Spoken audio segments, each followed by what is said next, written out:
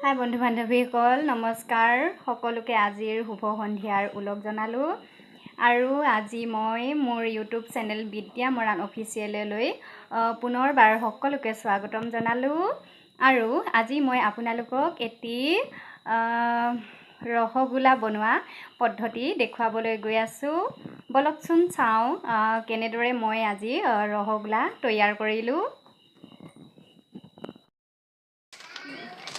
এয়া মই প্ৰথমতে কেৰাহীখন পাতি লৈছোঁ।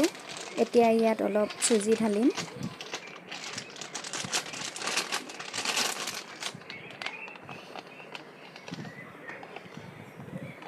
এয়া মই অলপ চুজি ঢালি লৈছোঁ আৰু এইখিনি এতিয়া মই উলট পালট কৰি ইফাল সিফাল কৰি লৰাই থাকিম।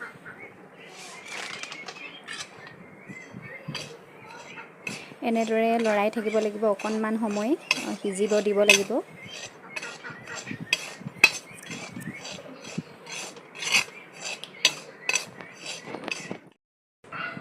এনেদৰে লৰোৱাৰ পিছত এতিয়া মই গাখীৰ এবাতি দি লৈছোঁ আৰু এই গাখীৰ আৰু চুজিখিনি ভালদৰে সিজিবলৈ দিব লাগিব।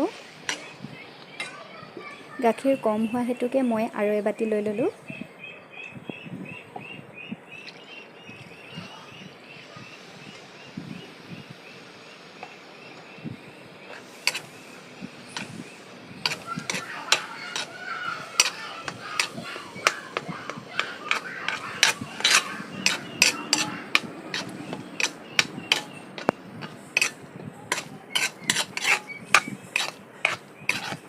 এতিয়া সিজিবগৈ। এতিয়া এইখিনি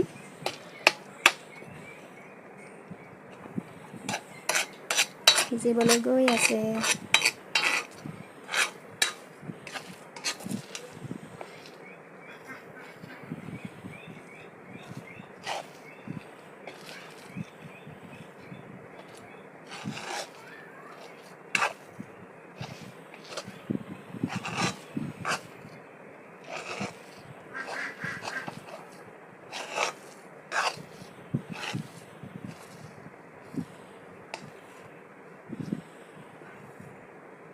এতিয়া চুজি আৰু গাখীৰখিনি সিজি গৈছে।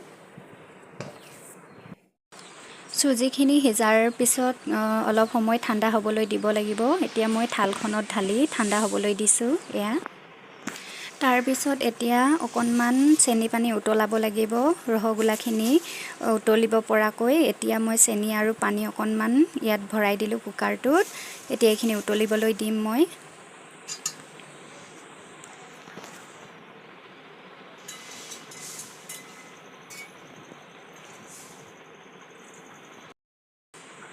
আৰু এতিয়া মই ৰসগোল্লাখিনি ধুনীয়া গোন্ধ আহিবৰ বাবে কেইটামান ইলাচি দি দিছোঁ। এতিয়া মই পানীখিনি উতলিবলৈ দি ঠাণ্ডা কৰি থোৱা চুজি গাখীৰখিনি এতিয়া মঠিম। চুজিখিনি ভালদৰে মিহি হ'বৰ বাবে মই অলপ হেঁচি হেঁচি দিছোঁ।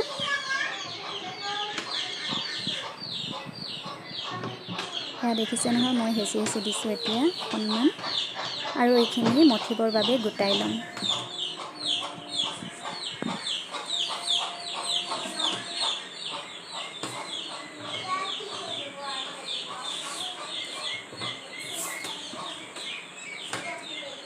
এয়া মই গোটাই লৈছোঁ।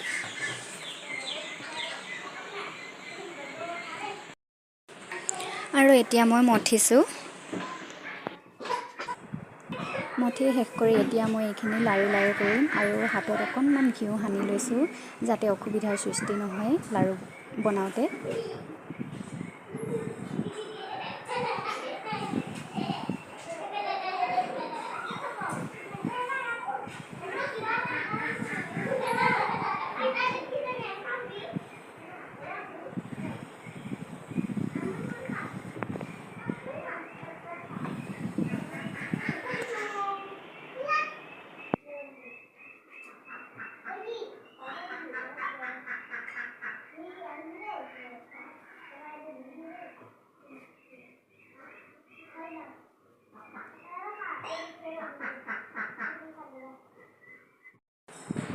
আৰু এতিয়া মই গোল গোল লাৰু কৰিম।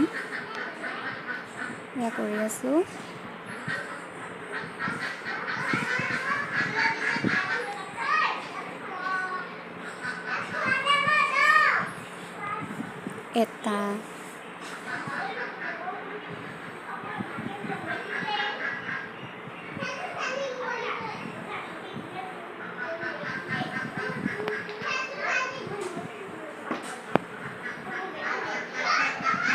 সূতা,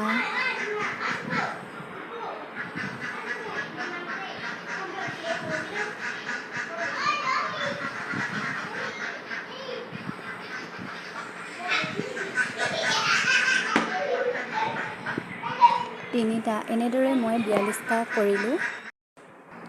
এইখিনি গোল গোল কৰা লাৰুখিনি আৰু মই অলপ বেছিয়ে কৰি দিলোঁ, 42টা কৰি একেবাৰে সৰহকৈ কৰি দিছোঁ।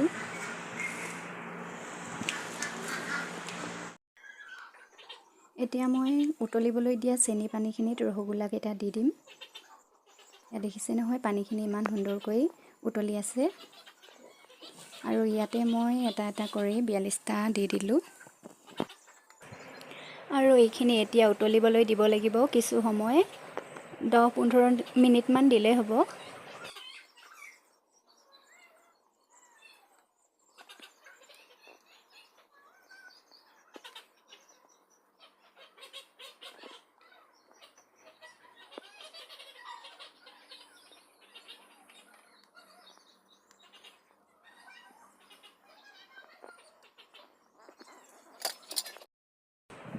আৰু এতিয়া ৰসগোল্লাখিনি উতলি আছে।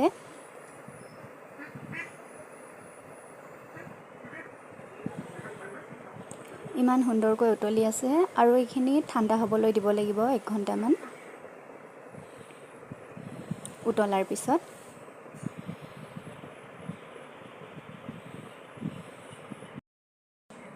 ৰসগোল্লাখিনি উতলাৰ পিছত এতিয়া মই ঠাণ্ডা হ'বলৈ দি দিছোঁ 1 ঘণ্টামান।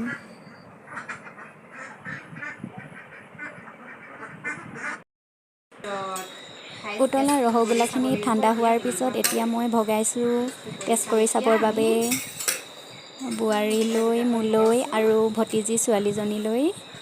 এতিয়া টেষ্ট কৰি চাম।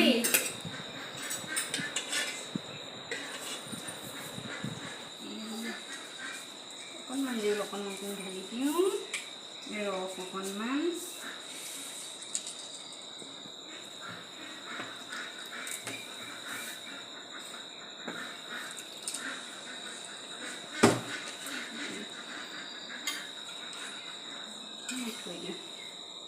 তেতিয়া মিঠাটো অলপ বেছি হৈ যাব, ৰাখি দিম। ইয়াত টেষ্ট কৰি চাচোন।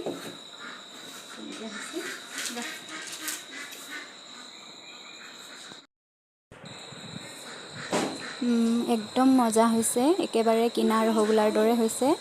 আপোনালোকেও ইচ্ছা হ'লে বনাই চাব পাৰে। একেবাৰে কিনা ৰসগোল্লাৰ নিচিনা হৈছে। গতিকে গাইজ, এয়াই আছিল আজি মোৰ ৰসগোল্লা বনোৱা পদ্ধতিৰ ভিডিঅ'। আৰু ইচ্ছা হ'লে আপোনালোকেও ৰসগোল্লা ঘৰতে তৈয়াৰ কৰি চাব পাৰে। খুবেই ভাল লাগে ৰসগোল্লা তৈয়াৰ কৰি। আৰু যদি মোৰ ভিডিঅ'টো আপোনালোকে ভাল পায় তেন্তে লাইক, কমেণ্ট, শ্বেয়াৰ কৰিব আৰু অনুগ্ৰহ কৰি মোৰ চেনেলটো ছাবস্ক্ৰাইব কৰি দিব। Please please please. ধন্যবাদ।